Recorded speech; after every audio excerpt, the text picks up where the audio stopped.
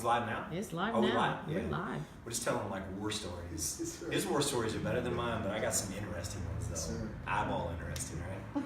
All right, man. So welcome back to Chip Live. We're here with the one and only Mr. John Miller. Mr. John Miller. So I'm going to kind of loosely introduce you a little bit. You, sir, served in the U.S. Marines for about 12 years? 12 years. 12 years, that's right. So about 12 years in the U.S. Marines. Hats off to you, brother, because that was actually my dream, to be the Marine Recon or maybe a Navy SEAL. I'm kind of crazy driven like that. And because I have a prosthetic eye, they said, you're out, not good enough. So anyway, I appreciate that. And the next thing is so now, married, kids, family, life, and you're an associate pastor in a church, right? Yes, sir. Did I say that correctly? You did say it, yes, sir. Awesome.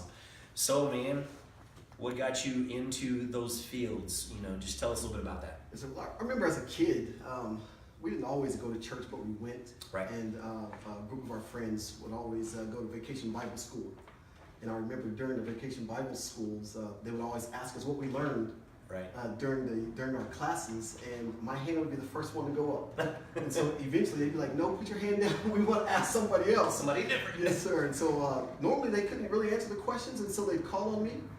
And so I always had a sense of not just going to vacation Bible school, just to be with my friends. I wanted that, but I was really intrigued on the Bible stories and things like that. So I really think that's how it started. I remember even as a teenager, sitting with my mom and my grandmother at the table, and having Bible study with them, preaching to them. Now, do I think it was right? Some of the time, no. Right. But I think that's really how everything got started, and just love helping people. That is awesome. So it's amazing, you know, just going to, you know, like a Bible camp with kids at some point in your life, how one thing that may seem so insignificant at the moment can like stick. It's like that, you know, one comment that somebody makes to you in your life that just sticks, and 10 years later you realize that it's kind of held me accountable. Yes, you know what I mean? It's like, so that's awesome. Yes, sir. So I'm going to ask you kind of a tough question here. What are some challenges maybe you face in the ministry and, you know, being a pastor? I mean, what are some of the challenges you face there? Wow. I think one of the challenges that I have is remaining and being culturally aware of everything, not just being able to speak to just one specific group of people, but actually trying to reach a whole dynamic of people, regardless where they come from, what they look like. And so I think that gets kind of difficult at times, because sometimes you have to shift things up a little bit in order to make sure that you're staying relevant with everyone. And so I think that's kind of one of the difficulties. Another difficulty is also, you know, being a pastor, people look at you as being perfect. And so kind of treading on thin ice sometimes. And so, but I think once they realize that you're human too, it kind of becomes a lot better for them to realize that, hey, he's not perfect, he's really human also. Right. Yes, sir. It's like when I'm walking through the grocery store and I have the package of Oreos every now and then. And you walk up on a student that goes, "You eat those?" And no, man. I walked by and they jumped in my basket. Yes, I don't know sir. what happened. So yeah, that's tough, right? It's very tough. It's interesting because it's kind of similar, I think, with the martial arts world and being kind of I don't know if there's the right word, but kind of an alpha person in a martial arts school. You know, everybody's always really looking at you, and I think many times in our society they're not looking for the things you do right. They're looking for the opportunity to catch you doing something wrong. Yes, right? sir. Absolutely. So do you get that sensation there too? Absolutely, all the time. Right. Yes, sir. You know, and I agree. So that would be extremely challenging. Now, you mentioned, and I'm kind of curious about, you know, being diverse with reaching across cultures as you're speaking, as you're ministering to people, things like that. When you said that, my thought on the martial arts mat is I think I'm a little, maybe I don't like to use the word luck, but luckier than you in that when people come on the mat, they all put on a white uniform. Yes, sir. And all of a sudden, everybody's kind of on a common ground, right? Yes, sir.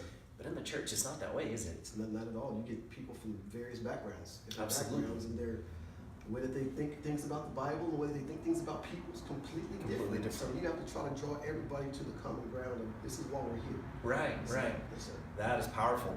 Well, you know, I think for us, we're lucky in that whenever people come in, whether you're the orthopedic surgeon, the associate pastor, the kid that's serving fries down at the local drive-thru, Yes, sir. everybody is kind of the same when they walk on the mat. So that's very cool. So what is it that you love about what you do? What do you love about your industry, or I guess really in your case in ministry? What do you love about Yes, sir.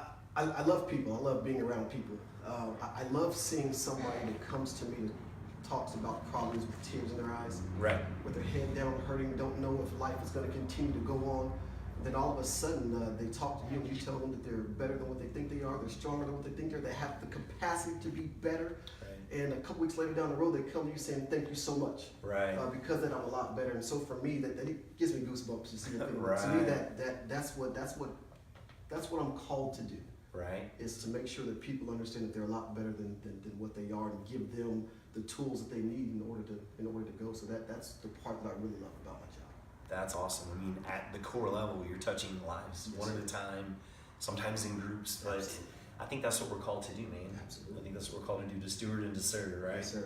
That's powerful stuff. So you have a busy life with the ministry and with the church and all the commitments that you have.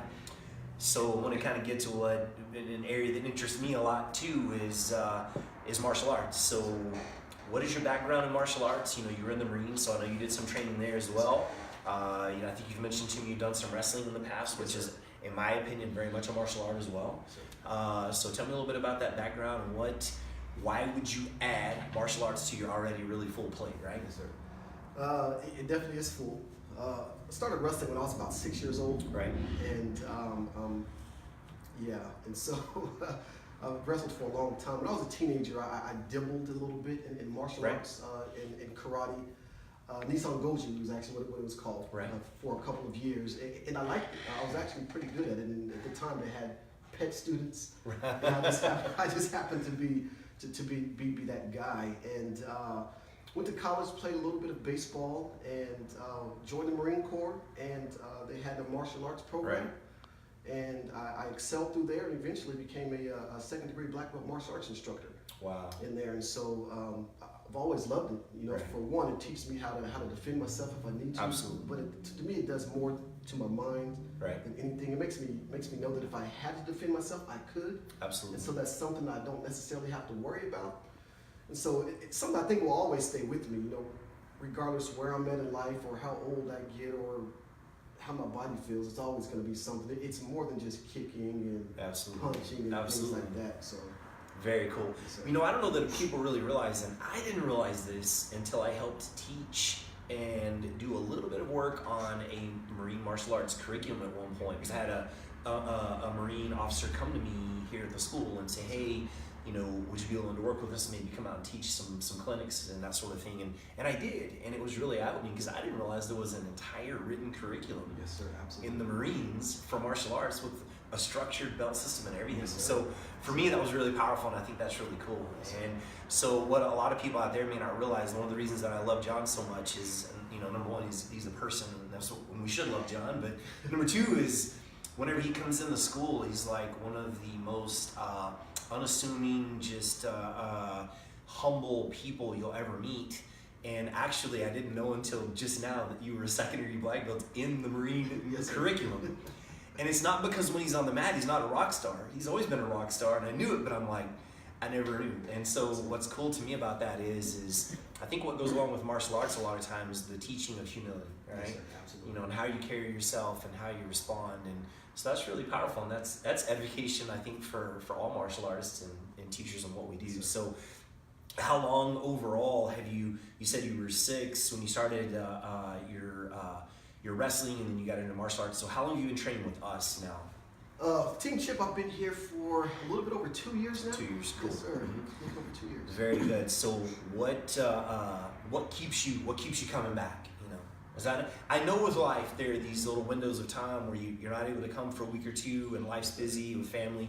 But what keeps you coming back? Because that's hard, man. When your life gets distracted for a week, it's real easy. The norm is to go, well, Yes, sir. I'm behind, I'm out of the loop, but you don't do that. You just keep coming. Yes, sir. My kids, you know what? We have 7 kids, Mhm. and then I also have a nephew who lives with me as well. And out of all of those, 4 of them are active in Team Chip martial arts. Yes, sir. And for one, it's a big family bonding time for me because we can talk about some things. Right. But I also want to lead by example. Right. I don't want to ever have them to do anything that they don't see me doing, Right. or they don't see me working my hardest and giving my best in, and things of Absolutely. that nature. And so I love the people here. Right. You know, it's that kind of environment that it challenges you to be your best. Right. Awesome. Nobody judges you. Awesome. And so you come here, when you get on the mat, they say, hey, do what you can do. Right. But give whatever you can give. Whatever you can give, just Yes, give it, sir. right? Absolutely. Awesome. Absolutely. Yes, sir. We know, I'm going to kind of segue just a little bit. You alluded to something. You said you do it. A lot of the reason. All right, so we had a little glitch there. Sorry, guys.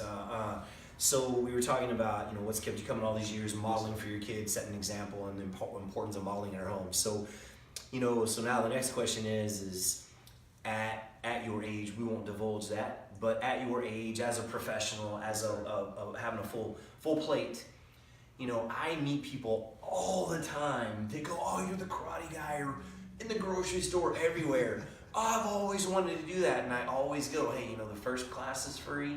Shoot, I'll give you a week free. I'll give you a month free. Come get on the mat. Yes, sir. And I always get these responses. Oh, I'm out of shape. Oh, I'm not flexible. I could never do that. You know, I don't have time. There's all these things. Yes, sir. So, what would you say to somebody out there that's in a similar situation to yours, full family, busy life, that is on that fence, to encourage them to take the step to get on the mat? Yes, sir. Well, for one, I see the symbol on your shirt, the Nike sign, and their motto is just do it. Right. Simple as that. You just do it. I mean, you're never going to know how well you can be or what it's all about unless you get on the mat and try it. Absolutely. You may think that you're too old or you're too out of shape. I guarantee you that you're not. Right. And if you just come and do it, just take one class. Just go through one class. We all get to the place, our very first class. I remember my first class, I was like, look, I've been doing this for a while, but I don't know what I'm doing here. Right. You know, and the initial first class was a little scary, but as you get in your second class, you're like, oh man, I can do this. I can do this. And it's just something with the atmosphere that makes you want to do better. And just with all of the, everybody encourages you, right. and wants to see you do your best and tell you, hey, don't do what I can do. Right. Do what you can do, right. And so, but you're never going to know what you can do unless you just do it. Take the step and just do do it. it. Do it. Yes, sir. Absolutely. I like it.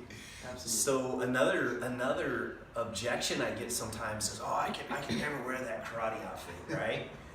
And I think what people fail to realize is number one, it's a tool, Yes, sir. because we use it, you know, for different kinds of self-defense techniques. It talks to you whenever you snap and move your movements well. So it's like this tool that we use, but it also puts everybody on that common ground that I mentioned earlier. So just do it. I like that, man. So if you're willing to share with us, what's like one of the best pieces of advice anyone's ever given? Just anything, any kind of advice. Remember when I was actually active duty in the Marine Corps, I was actually stationed in New Orleans, and I had my boss was a full-bird colonel. His name was Terry Reed. And I don't know why, but for some reason he took a liking to me. I wasn't his aide, but if he would travel sometimes, he would, hey, come on, John, come with me. And so I would go with him. And one of the pieces of advice that he told me, he said, you know, everybody can be great, but not everybody can be the best. Right. He says, what I want for you to do, John, because he was growing me to be an officer, right, which I never did. But he told me, he said, I never want you to ever be at a place where somebody can say, hey, John is great, but. Right. Don't allow anybody to put a but after your name, because it negates every bit of greatness that you have before that. Right. So you work your best, you work your hardest, and if somebody kicks 3 times, you kick 4 times. Right. If somebody reads 3 books or gets an A in a class, you get an A+. You never want anybody to have a but right. on your name. So anybody can be great, but not everybody can be the best. So. Right. That's awesome. So, you know, this is interesting. Don't want to segue too much, but as you say that, I'm sitting here thinking about how in today's society, everybody gets a medal. Yes, sir. Competition. Yes. It doesn't. Don't ask my child to be competitive. Oh my. Right. Yes, and sir. you know, one of the, you know, as a full-bird colonel, a high level Yes, leader in the most successful, strongest military in the world, man, is saying, hey, don't be outworked, Yes, sir. right? Absolutely. And that's like one of my favorite sayings ever is do not be outworked, right? Yes, sir. And Yes, you know, reality is you're gonna have days where you get outworked, Yes, sir. but it's always our responsibility to pour our heart in, right? Yes, sir. Man, that was awesome, man. I love that. He would also challenge me as well. Right? Everybody that was in there, he would, hey John, come on, let's do a push-up contest. And he was this short, big guy, you know, and sometimes he would win, sometimes I would win, you know, but he'd always say, hey, I got you. today you wasn't the best. So Nice. make it work harder the next time. That's nice. Yes, And sir. I think the lesson for me is leaders always lead from the front. Absolutely. Yes, You, sir. you don't stand back and say, up the hill, man. You say, I'm going up the hill, let's go, right? Yes, sir. That's Absolutely. awesome. All right, man, so I know you read, so this is like you would, I know you read books and you like to read, so Yes, sir. what's a book you would recommend to anybody? Is something that's grabbed you, something that's been influential for you, helpful for you? Yes, sir. I've been reading this book now called Whisper by Mark Batterson. All right. And he's mainly talking about how life throws a lot of things at you, and life so much chaos and it's so loud that sometimes you can't decipher the good voices from the bad voices. Yes, The sir. good things from the bad things. He talks about how sometimes the loudest and most influential voice that you could hear is that whisper. Right. And to decipher the whisper from all the chaos and the loudness, and that's what's going to bring us to a place of peace and tranquility, to a place of greatness and better influence, and by listening to that whisper, not just theological stuff. He talks about how our life speaks to us, Right. how people can speak to us, how Right. pain speaks to us. Right. We just have to make sure that we're listening to it and adhere to what it's telling us. Powerful. Yes, sir. I'm a Mark Batterson fan, by the way. Yes, so sir. I just reread The Grave Robbers. So Oh, yes, sir. good book. Have you read that one? I haven't read it yet, but it's on yeah, the yeah. list. It's good. It's good stuff, man. He tells the stories of the miracles Jesus did. It's powerful stuff. Yes, sir. And kind of breaks it down in a neat way that's eye-opening. So awesome, man. I appreciate that very much. So the book is Whisper. We've been here today with Mr. John Miller. Yes, John, I can't thank you enough for sharing your time, sharing your insights, your wisdom, and everything with us.